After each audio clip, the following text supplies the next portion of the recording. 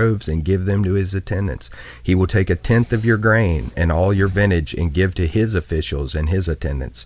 Your men servants and maid servants and the best of your cattle and donkeys he will take for his own use. He will take 1/10 of your flocks and yourselves, and you will become his slaves. When that day comes, you will cry out for relief from the king you have chosen, and the Lord will not answer you in that day." But the people refused to listen to Samuel. "No," they said, "we want a king over us. Then we will be like all the other nations, with a king to lead us and to go out before us when we fought our battles." When Samuel heard all that the people said, he repeated it before the Lord, and the Lord answered, "Listen to them and give them a king." And that is what's happened, and we're all slaves to the government, and they've taken the best of everything, and it's what we wanted. That's right. Because we don't believe in God. Right. See, God is like, I would have give you all this. I would, and he still will if you follow him. See, that's what's so great is the government that we have, he's instituted the freedom. You can actually live like this. Right. You can make your own way. We have the freedom in this country to do it. Right. But no one wants to. They want to be slaves, just like these people wanted to be slaves. Yeah. Go back and read that, 1 Samuel 8, and that's why we have government. Yeah. But I'm not against the government. So you're saying you're against the government. I'm not against the government at all. Yeah. Did you say something about Obama? That's what it always turns into, or Bush, or whatever. The government will always be here. He's instituted it in this form, but if you ask me, does he want it? No. Right. But is he trying to overthrow it? No. Right. See, but people can't wrap their heads around it, and that's why you have to look at the teachings of Jesus. I'm not trying to overthrow anything. I'm trying to follow Jesus in my own life. Yeah. And that's where, when we talked about last time about how, in Revelation, there comes a point where it's going to come down to you have to have a mark to buy and sell and all those other things. And I know a lot of people think this is like really out there, but yeah, you're crazy. This goes right back to that whole thing that you just read. It does. Do you trust in man to take care of you? Do you need a king, a man king? Yeah. Or do you trust in Jesus to take care of you? Because when that time comes, that's when it's going to hit the fan, and you're going to be found whether you are a true follower or not. You can say you're a Christian all day long right now, but when that time comes, if you're on this earth when that happens, it's going to come. You're going to find out if you believe in Jesus, because you're going to have to rely on him for your food. You're going to have to rely on him for your shelter. You're going to have to rely on him to take care of you and to protect you at all times. And you know what, Brian? What is so crazy? I was just talking about this yesterday. Dude, then we're going to see it. But right now, you and I were talking about this yesterday. Yeah. I challenge any great science, make a seed. Right. We can genetically modify them. But can we as a culture, as a humanity, make seeds out of nothing? No. Right. Okay, then right now, today, we're as dependent on Jesus to feed us as we will be when the mark comes. Right. We'll just see it then. Yeah. But do you think that Jesus isn't making every seed to make every food, that everything that you eat or wear comes from something that Jesus Christ has made? Right. Yeah. We're denying it today. Yes. We think that we could sustain ourselves. We cannot make water, or we can't make seed. Well, then humanity cannot survive without God. But yet we act like we have everything to make to keep us living, that life doesn't come from God. Well, make your food. Right. Make your water. We cannot make enough water to sustain the world. Right. We can't do it with all our science, with going to Mars, everything. We cannot make water or food. And another one that I heard a minister one time talk about is another thing we can't make is blood. Yeah, we can't make blood. If you don't have blood in your veins, you dead. And guess what? Got to borrow it from someone else. Smart as we think we are, can't make it. Can't make it. Can't get money. All the things that we really need to sustain life. That's a great one, blood. Yeah. Because that's the lifeblood. That's life. Yeah. Just like a seed, just like water. We can't make anything keep us going, dude. We can't do it. Without him taking care of us, we die today. Our heart beating every time it beats is because of him. Yeah. Not because of the government, not because I did some health fitness program. None of that has anything to do with it. No. Nothing. Nope. And you know, and when Jesus talked to the people, he said, you know, look at the birds. They don't work. Yeah. They don't gather into barns. They don't really do much of anything besides sing. And God takes care of them and feeds them. Why do you think that you're not going to be taken care of more than they are? Yeah. You know, that's one of my wife had mentioned recently about, you know, what was one of my favorite verses, and I'm like, I can't really name one because they all carry a lot of weight to me. And this is one of them that when, you know, he first started showing me things, it's hard to do, but man, it is so powerful when you find yourself in a situation like you might have lost a job, or, you know, you might be getting ready to lose your job. It's really commonplace to be like, to start worrying about, Of course. oh man, how am I going to eat? You know, how am I going to pay the bills? How am I going to keep the I lights gotta on? fix it. And it's like, look to God Yeah. and trust in Him. He's taking care of these birds out here, and they ain't going to work. Yeah. Why do you think, if you believe that He loves you, why do you think He's not going to make sure you're taken care of? Jesus fed the people, man, out of nothing when they got hungry. Yeah. Why do we not believe? See, to me, you're hitting on all these points of, it's belief. Yes. Because I actually argue if you don't believe that his words are true, you don't believe in him. Yeah. And that we have to question ourselves. If you don't believe that God is providing your very life, do you really believe in Jesus? Right. Yeah. Or does it sound good to you because you think now you have a ticket punched to heaven because you said that, and All my sins is free. I got that golden ticket, you know. It's Yeah. like, well, guess what? You probably don't. I know. If that's all it relies to, Yeah. you probably don't. Yeah. And I'm not saying that like I'm better. No. I'm saying this is what God It's- showed me. you're because preaching the gospel. Because I used to think that way, and Me I too. used to think this is all you got to do, and it's Me like, too. well, one day I'll just say it and it'll be cool, and it's like no, and that's another thing, you know, one of the biggest things that God looks at in a person is their heart, and that is what He judges us by, is our heart. Our feeling, our belief Yes, in it him, doesn't not matter how the you things look we or do. how you dress or any of that. It's your heart, and of course, I know I can just, as soon as I say it, Can it doesn't feel matter it. how you dress. Someone's like, "Oh, you mean you can just run around with hardly no clothes on?"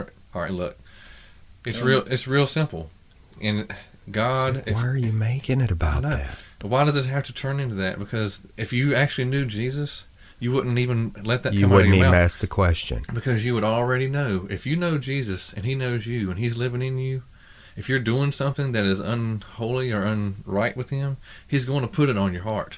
Because He said, you know, when He made the new covenant, He said, I'm not writing No out these longer. laws again. I'm putting it on I'm their putting hearts. it on their hearts. And He even, I didn't mean to No, interrupt go you. ahead, go ahead, go I ahead. got so fired up because Yeah. he said, no longer will men have to tell their neighbor or their brother, that's right. know the Lord, because he said they will all know me. That's right. And that is what I believe is our human conscience, which Yes. is telling all men to go to Jesus. I'm sorry. No, you're good. But yeah. go on. Yeah, and when it's written on your heart, and I, the more I've thought about this, I really strongly believe this is why He changed it to that.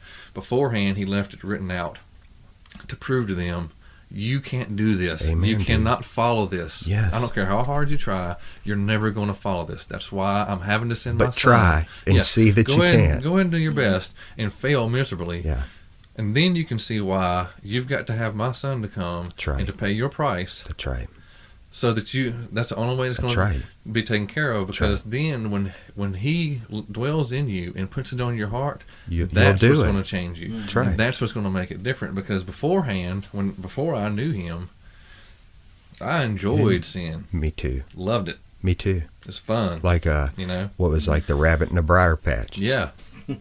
But after that point, you know, You felt the stickers. as soon as I do something, and even now, even if I just say something like off color, or you know, I say something that wasn't as, I don't feel like I came across as nice as I should have, it immediately hits my heart, and it's like, God, I'm so sorry. I'm so dumb. Just an ignorant sinner. I'm sorry that happened, but you know, I don't have to have someone standing there telling me you can't say that or you can't do that. Yeah. Because He's already He's in me there. doing it. You And know. that's the problem. That's my problem. Is when I was like the other day, I went off on a person, and the words fly, and I come back up to my office and I was sitting there thinking, I was like, I started to get mad because I was mad at myself because I knew that that's not how God wanted me to be. Yeah. And that's one thing that I've, ever since we started hanging out talking, because when you was talking about being a teenager, well, I feel like the freshmen at the high school and y'all are the seniors. No, I really do, because I'm learning so much with it, because I'm not as well versed in the Bible as you guys are, and I love because you break it down in the simple terms that I understand at first, so then I can take that next step. Yeah. So that I was thinking about that a while ago. I thought that was really really funny. I feel like, and that's how we was in high school too, because you was a senior and I was 8th grade. So, but and anyway, sorry. So, but I feel like he's always there now. He's there just kind of poking at me like, you can do better, you know better. And when I got done, I got mad. And of course, then I went back and apologized, which I never do. I'm a very proud person. Yeah. I don't like apologizing because I hate being wrong. You normally don't do it. No, I don't. No. It's hard. And so, yeah, I know that it's more of a pride than a sin thing. Does that make? Is that works more that way? But anyway, so I handled that situation, but I've noticed, I 2 years ago, you say you're a Christian, absolutely, yes, Daniel's a Christian. Daniel will cuss somebody out in a heartbeat. Right. Daniel will say the worst things that he can possibly think of to cut you. Right. Because that's what I do. Sure. And now that I'm getting out of that, it's crazy, because God just sit there and he just kind of pokes me in the back of the head. It's like, no. Right. That's not you. That's not how you're going to be. Yeah. And now I'm conflict of that whole love and sin thing. It's more of I'm hating sin because I know I'm gonna get back to to thinking, and I'm like, oh, I'm sorry, God. Right. Yeah. Right. It's like my bad. And that's one thing. It's that I find in this world and this earth and government and everything like that and politics. I mean, when you look at it, that is the toughest part, is accepting what he's poking you in the back of the head, saying, hey, pay attention. It's the hardest for us to change all our ways that we've lived, because I mean, yeah, man, I'm almost 35, and I've always been a God-fearing person. I've always believed in God. Didn't understand every reason why I believed and stuff like that, and had some shaky times too. Yeah. Now I'm starting to get that, finally growing up, maturing into this is way I'm supposed to be. I need to gear myself towards this. I need to start working towards this. And it's just weird, because I was like, well, I wish I'd have known this a long time ago. Right. I wish I'd listened, to the family, and Dad's been playing in the gospel band for 30 years. Maybe I should have listened to the lyrics instead of making fun of them drumming. Right. While I was in pews and stuff. But it's those steps. It's like the sin, when it pops up and I do the sin or something, I feel worse afterwards, when it just it just clicks, and I'm like, oh God, my bad. And that pain that I feel, me too, it's worse than the good and I think that's how you become a better Christian, is because when it hurts worse, you realize not to do it more, and then all of a sudden you're following God's word, you're being a good Christian, and you enjoy it so much you can't sin, because then it's like, you know what I'm saying, because it's not natural to you. And I'm in that middle, very beginning start of doing that, but I have noticed it from the first time just hanging out with y'all talking about it, to now. Right. I've already noticed that change. I've noticed my anger level is still there. I get mad very easily. Sure. I'm a quick-tempered person. Me too. But yesterday, after that, I was easier to calm down and realize what I was doing. Right. Than normal. Normal, I would have been like, give me about 4 hours. I'd been up there just cussing, just having a fit and saying whatever. And but you felt him watching. It was like, I got back to the office, and it was just like that boom, hey, flicking the back of the air. Yeah. Pay attention. Right. You know better. And then I was like, oh, I'm sorry. Yeah. Yeah. Well, Dude, I like the 2.0 moment we're having right here. I mean, but that's, give me some more 2.0. I really like listening to you. But that's just like a very... I want you to finish your story. I don't even remember where I was. Yeah, I do remember. Because we went off, and I got thinking we did, about but... it. The only reason I was thinking... But I like the 2.0 moment. We talked a lot this time. Yeah. We need a 2.0 moment because you're an important part. And I understand that. You're finally... You're starting to talk. You get some passion. Yeah, but I like... I want to hear you. But see, y'all talking helps me. Right. Well... Y'all are here to talk to everybody. Yeah. So I'm here to... observe and listen, so I can do better. I don't think so, dude. I think that you're adding way more than you'll ever know that you're adding, well, bro. Maybe I'm just adding the, I guess the... an honesty young, level. Well, the young Christian, I guess. Yeah. If you want to say it that way, as in the way I look at things, or I can see the way people look at things. Right. Because it's not been that long that could look at a gay person and love that person. Right. Mm-hmm. It was a long time ago that, when my brother was in his accident, he was hit by a Hispanic, or I say Mexican. I'm not really PC, but I don't mean it as a hateful. No, term. I know what you mean. And it was 3 Mexicans that were illegally here. They were working on the roads, I think, here in the county, and they hit Josh. And I was working at the sheriff's office at the time, dispatching, and then that guy was in our jail. Right. So he's like a floor above me when I went back to work. And I couldn't look at anybody Mexican, anybody brown skin. Right. Not just, it infuriated me. Sure. I had hate in my heart for a good couple years. Right. And finally it just started going away because I was like, no, it's just... It's not their color, it's just the people. Exactly, it's that person. And people make mistakes. And also the reason I stopped being so angry was because I seen when Josh started doing better and seeing the power of prayer come out through him that my family and friends and everybody was doing, I started realizing it was a bigger picture. And at first you're always like, there's a bigger picture.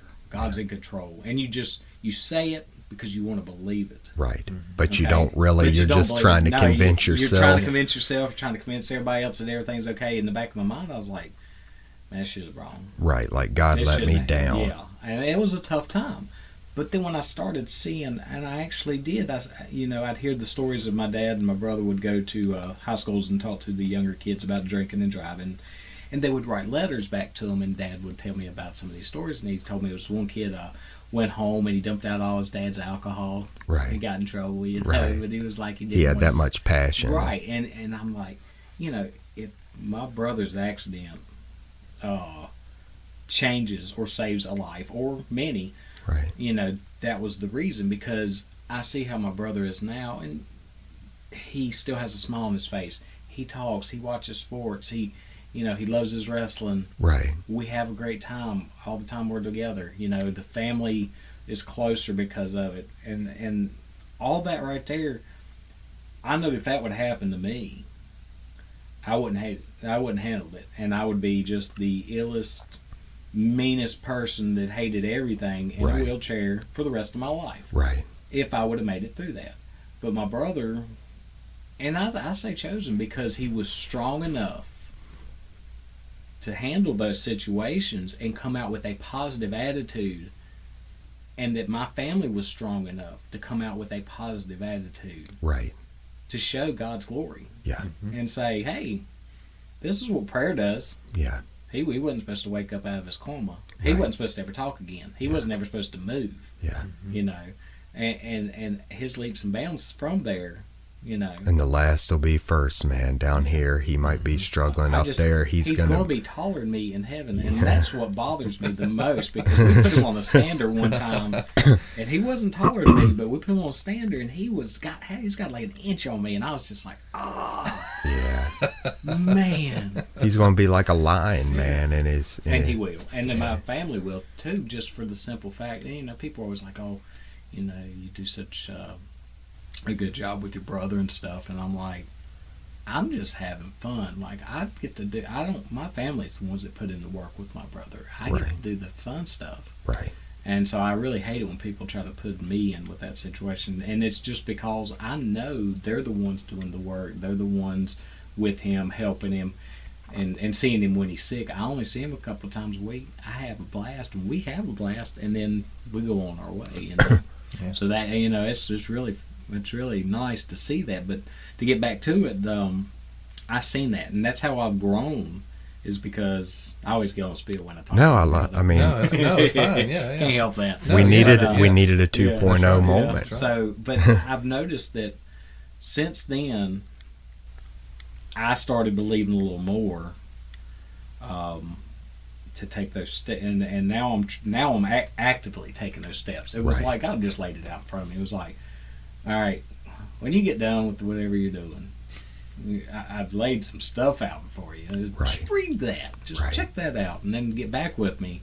And honestly, it's took me this long to start believing the things that I say. Right.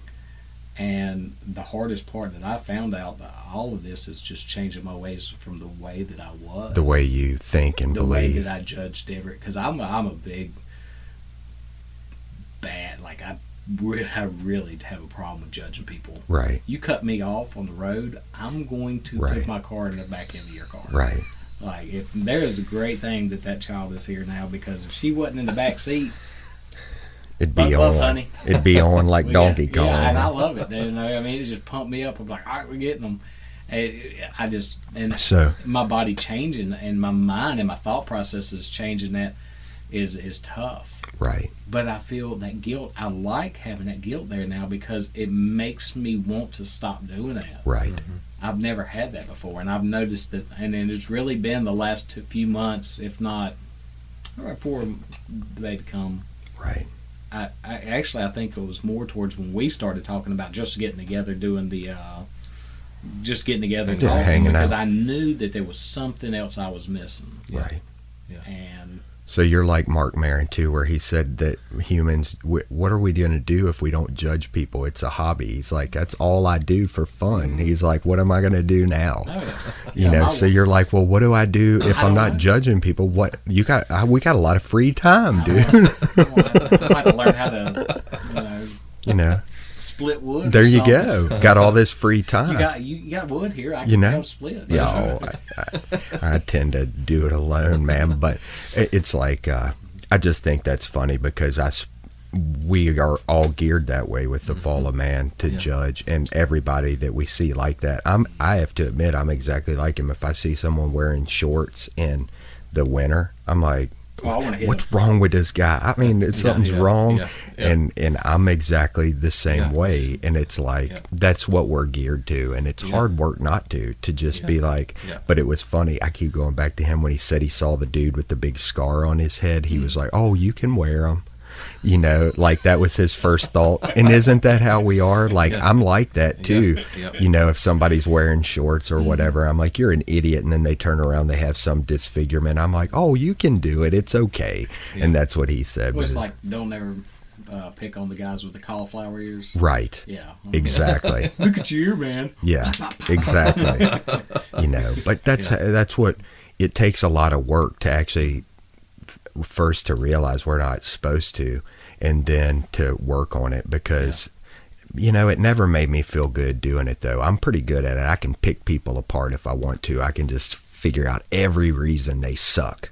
You know, I can just tear them apart. But you know what? They don't know about it, and I've never felt good about it. Like it isn't like I pick someone apart, figure out why they stink, and then I feel all this great sense of peace where I'm like, oh, that was a good, I'm glad I did that activity. No. I always feel like a real loser. Well, no, I felt awesome. I felt great, but my ulcers didn't feel. I mean, because I it was getting to you though. Start getting so mad about certain situations that was just out of control in everyday life, and just, you know, I would overanalyze, and just sit there and just think about it. It makes me so mad. And finally, I'd be like, oh, I gotta go take an antacid. Right. I mean, it was that bad, and now it's really nice because it's God just.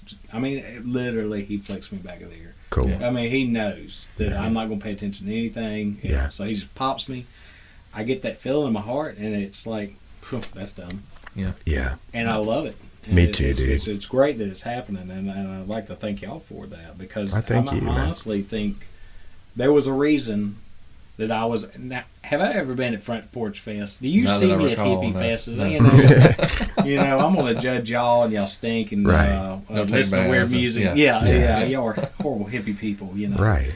And I was there. I just got asked to be there as a medic, and I was like, just hanging out, and I think that I look back, and every time me and my wife's been talking about it, because we're with the new baby, we want to raise the baby right. We want this baby to be a God-fearing baby, right, and child, and you want to. I want her to grow up and be do the right thing. Just want her to be, taken care of. Yeah, and we talk about it all the time. It's so funny. We go back to I was standing there near the headquarters, and me and Brian just started talking, and I don't know. It's just I look back at that moment, and that was June, July, something around there, August. What is that? August. Yeah. So really, my changing of actually inside, not outside, and just acting as a good Christian like I knew I was supposed to do. Yeah, I'm actually starting to think now.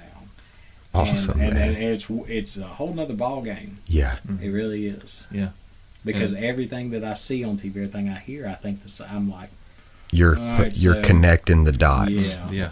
Well, me too. Yeah. But that's the thing. I see y'all still connecting dots. But I also see my father, a strong man of Christ for his whole life. Yeah, as long as I've ever known him. He's still connecting.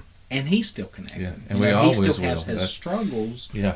But he's always a man of God. And I'm like, that's what I want. Yeah. And that's, it talks about, and I really feel this very strongly, when he dwells in us and we do something wrong and he lays it on our hearts, that's our punishment. Yeah. Because, man, it hurts. It hurts. It hurts worse than, my dad used to get out a leather belt if I did something wrong. Yeah, mine too, dude. It's a leather belt, and it hurt. Don't get me wrong. Sure. But a few minutes later, it really didn't hurt. I agree. I'd rather have a leather belt. Yeah. But the feeling that you let him down was worse than the whipping. Way worse. And, and that's where that's what really changes us, I feel, that is our punishment. Yeah. When we come to know Christ and we do things wrong, he convicts us of it. Of ourselves. And it's not a conviction of, well, I'm going to go to hell if I keep doing that. No. It has nothing to do I don't want to let him down. I don't want to disappoint my Father. Yeah. That's what it is. It is. And knowing that you did, man, I get madder at myself, like you were saying earlier. I get madder at myself for doing the wrong thing than I was when I was whatever I got mad at that I allowed it to control me. Yeah. I'm allowing this external thing to control how I handle it. Mm-hmm. I would get madder at myself and stay ticked at myself way longer than I was mad about the thing that happened or whatever that caused the situation or whatever. Yeah. And I feel so terrible because it's like I'm letting him down once again. And what really makes me mad at myself is it's like, Lord, you have shown me so much about myself and about things, and yet I still fail you, and I hate that. And there's been many times I'm like, Lord, I know there's a reason. It's like, how many times are you going to ask for forgiveness? It's like, Lord, I hate this human flesh. I mean, it sounds weird, and I'm not saying I want to die. I'm saying I hate the human condition. Oh, I do too. Because it is... If anyone doesn't hate his life, he cannot be my disciple. Yeah. If you love your life on this earth, you're probably not his disciple because you don't see what's really going on. Yeah. And it's such a struggle because even, and like you're saying, like, as long as we are alive and seeking him, we're going to keep connecting more dots and more dots and more dots. Mm-hmm. Because we won't never know all of it. And we can ask for knowledge, and God will give us knowledge and wisdom if we ask, because that's what he says. And I believe that. And, but we will always continue to grow. And that's one of the things that I find funny. A lot of times, people who used to know me in the past might see me now and be like, man, you've changed so much. And they might see it as a bad thing. Right. And I'm like, used to be cool. I don't even know I don't even think that's actually true. Right. But thank you. Right. But like, to me, it's like, yes, I am growing because I'm still alive. Yeah. And if I was still the way that I was, then you ain't learning.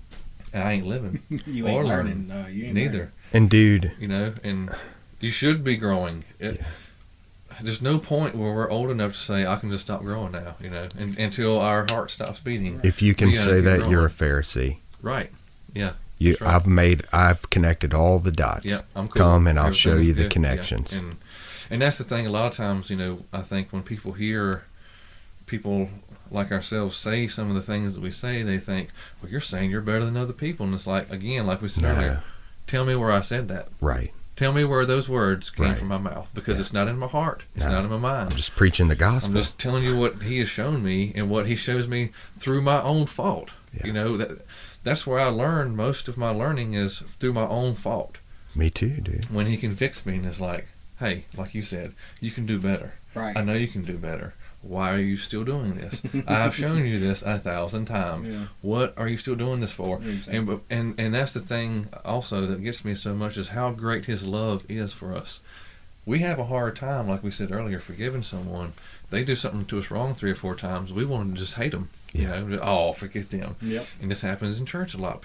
Someone does something that someone else doesn't like, or they do something in the service someone doesn't like, and all of a sudden they have a bitterness towards them. It's like forever. And just like we said earlier, thinking about how you judge how you judge others is how you're going to be judged. And if you want to hold something that tiny against someone, he's going to hold the tiny on you. He's going to hold it against you when you meet him. So be prepared. You know, and again, that goes back to what we said. It's not easy for us as humans to do that, but if we want to say we believe in him and look at what he does for us and how much he forgives us and he understands our condition, which is why he's able to forgive us, we have to do that to others. We do, because we have to be perfect as he is perfect. And I know a lot of people are like, well, you're saying you can't sin because you're saying perfect, and the word perfect doesn't mean perfect in that sense.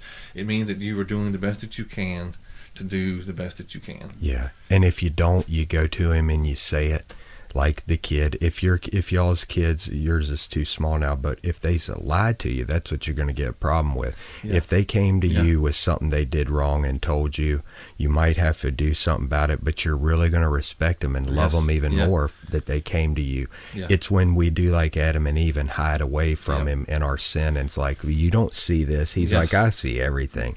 He just wants us to come to him and say it. The problem is when we don't. Yeah, and that's one of the cool things that I've noticed in my relationship with my daughter, who's almost 4. You know, like you said, if she comes to me and tells me something that she's done that she knows she shouldn't have, I almost love that moment. I know what you mean. Because it's like, hey, you know what? It's okay. Yeah. You know, but if she goes and does something and tries to hide it, then I'm like, why are you hiding this? You know, like you shouldn't be doing this. Why not just tell me? You know. And now you start sounding like my wife. Yeah, well, sorry. And that's the issue. And you know, it's and that's the way the relationship that we have with our marriage partner, with our child, with our friends, with our family, is the same relationship that he you know, it's a mirror image of what he wants with us. It is. You know, and just like a father, you want your child to come to you when they have a problem. You want them to know that they can trust in you for anything. That's right. If they've done something wrong, they can trust that you're going to forgive them, and they can trust that you're going to give them good advice to better not continue in that path. And wouldn't both of you guys, if you only had a certain amount of food, wouldn't you give it to your kid before you'd eat it yourself? Yes. What kind of food? Absolutely. I mean, it's without a question, right? It's a whole nother ballgame when you got a kid. I never respected people's views on kids. I'd be like, it's just, you know, right. Until you had one. Until you have one, and I'll see what they're saying now. Sure. You got to have that. But you feel it. Oh yeah. I mean, and there's no doubt, I don't man. feel it at 3 a.m. when my wife wakes me up and goes, your turn. But thank goodness she's a wonderful wife and has been taking care of her most of the time. Well, I know that God is exactly like that, and we don't believe that he is, man. I mean, my dad, I remember one time my mom had gone or something, and we didn't have any milk in the house, a little bit of milk, and there was cereal that we were eating. There was only enough for one of us to have milk, And, you know, a lot of dads would have just taken the milk or split it in half. My dad was like, you take all the milk, son. I'm just going to put water on mine, you know. And he was so happy to sit there and eat his cereal with water. And I was like, Dad, that's a mess. I tried to get him to eat mine, but he took so much joy in the fact that I enjoyed the last of what it was. Yeah. And, you know, and my dad's a human. And he's a good guy and everything, but he's a human. Right. God, I mean, if we don't really see who God is, that he doesn't want us eating our cereal without milk. Like, he will take the water himself, which is what he did in giving his life for us. He said, I want you to have it. I want you to have it. Yeah.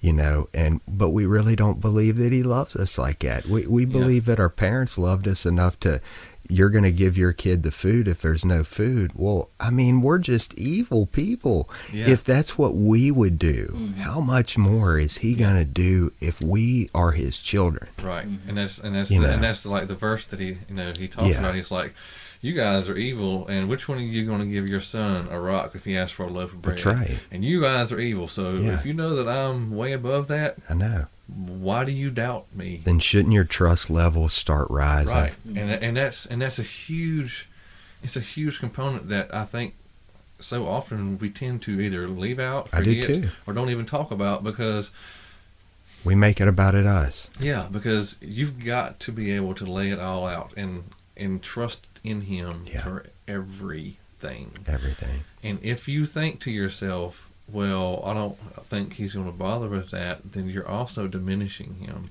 You're diminishing his power and his love for you. And his testimony. Yeah. Everything he said. You're basically wiping it all away. And at that point, you might as well just stop because you're wasting your time. If that's what you're going to continue with. And how would you guys feel if your kids didn't believe that you were going to feed them? What if you saw your kids? What if your kids said, "I got to get a second job because I don't trust that the old man's going to bring dinner home"? Yeah. I mean, really, how would y'all feel? Horrible. I mean, if your kid came to you and was making deals with kids at school, bringing sandwiches home and stocking them up in their room, what would you feel like? Horrible. And you'd be like, baby, well, I mean, hasn't Daddy fed you every day of your life? And said, well, yeah, Daddy, but I don't know if you're going to do it tomorrow. Well, baby, I mean, you'd start to think they had a mental condition. Well, God is starting to think we have a mental condition. He's like, now, baby, haven't I fed you every day of your life? Well, yeah, but I sure need to have my sandwiches laid away because you never know when old Dad might be drunk. You know, God ain't getting drunk on us. You know, he's always going to be. We don't have to lay up sandwiches. Yeah, and that's and that's one of the things that is it's really hard for us to do because, like we talked about on the phone the other day, how it goes back to that verse about where they're in the boat. They're all freaking out because there's all this storm, and Jesus is laying there asleep, and they're thinking, Jesus is just asleep on us, and we're going to die. And that's when you call it. I mean, they were calling him crazy. Oh, they were, and they were. Because that's what we'd be doing right now. We'd be like, what's wrong with him? And they're asleep. Don't he know that the boat's tossing and turning, and we're about to flip over? And they were probably saying he's lazy or something, man. I mean, and it's like we do that all the time with our physical condition, with what we see. We allow all of that to control our trust and to actually take our trust from us, and all of a sudden we don't trust him to take care of what's going on, and it's like I was saying about how I have anxiety. I used to have really bad anxiety about trying to be out in the snow, driving in the snow when the big storm was coming, because I'd had problems in the past of different things, and when this last one came, I knew the storm was coming, and I knew that there was a storm coming to me if I didn't take it to him to take care of it, and so I was like, okay, Lord, you know how I am, I can't stand this, and it just, I don't get really anxious about things a lot. I used to when I was younger. I don't now, but this is one of those things that still gets to me, and I was like, Lord, I trust you have taken care of me all this time. You're going to take care of me through this. You're going to take care of my family. I have to go to work this day. You tell me what to do, and I'm going to do it. Right. I got some chains for the truck, loaded the truck down with wood, watched the weather when it was going to start, went to work really early that morning, about the time it started. Yeah. Got done in time to get home. It was already about 5 or 6 inches of snow by then. But, like, I wasn't a nervous wreck when I drove, where normally I would have been, like, white knuckle. I could have ripped the steering wheel handle off, like that's how bad it, because at one time I was working in Christiansburg and it started snowing and I was like, well, we're going to finish up before I go because the job was almost done or whatever. And by the time I got done, the roads were covered, and it took me over 3.5 hours to get home because a tractor trailer jackknifed in the road and I had to just sit there with it just pouring down snow. And I'm just like, I have to get all the way back to Woolwine at the time was where I lived. Yeah. And I'm like in a Reiner, just sitting in the middle of the road. Yeah, I was like, oh my gosh. And the whole time, like, I was driving by cars that were flipped over on their sides and SUVs over in the ditch. And I'm in this little car, And I'm driving and I'm like, oh man, Lord, just get me home. But like, at that point, my faith was extremely weak. It's still weak now, but it was really weak then. And like, I was holding on to that steering wheel for dear life all the way home. And coming down Floyd Mountain, and anyone who's ever been down Floyd Mountain knows there's no guardrails and nothing like that. Oh, yeah. Whoa. So ever since then, like, my nerves have been shot when it comes to having to get out in the snow. But at this time, I was like, I got in the truck. I was like, Lord, you're going to get me home. Everything's going to be cool.